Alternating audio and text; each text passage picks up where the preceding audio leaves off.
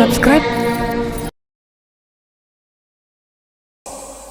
Nah, salah satu pertempuran yang terkenal itu di daerah Badut di Magelang, di mana Pangeran Diponegoro dikepung oleh 4.500 serdadunya Van Gin, sementara beliau hanya bersama 1.200 pasukan. Itu waktu sholat Jumat.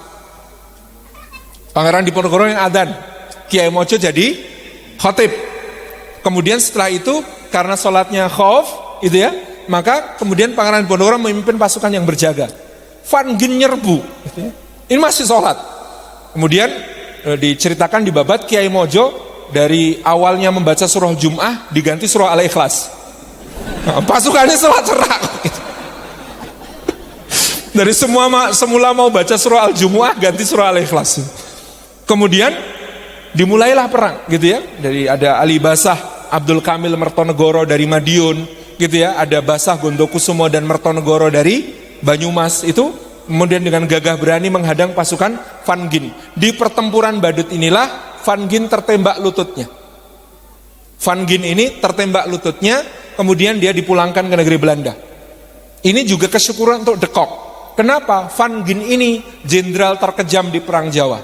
Dia kalau menyerbu satu desa yang dianggap sebagai persembunyian pasukan Diponegoro, kepala desanya itu kalau enggak diikat terbalik di atas pohon kelapa, kemudian disiksa sampai memberitahu di mana pasukannya Diponegoro, itu kepala desanya dipendem sampai ke leher, kemudian dikerubungkan semut-semut ganas di kepalanya. Saking kejamnya Van Gin ini, sehingga menurut De Kock Van Gin ini kontraproduktif, bikin pasukan Belanda semakin dibenci rakyat. Itu diceritakan bagaimana kemudian ketika pasukan Van Gin mendekat, Allahu Akbar, daerah situ tuh nggak pernah ada kabut. Tiba-tiba pada saat itu kabut turun, nutupi kedudukan pasukan Pangeran Diponegoro, sehingga beliau langsung bergerak cepat ke arah lain dan kemudian menyerang dari belakang pasukannya Van Gin. Jadi jalannya pertempuran itu kalau di Babat dahsyat sekali, dan Belanda mengakui ini Edian.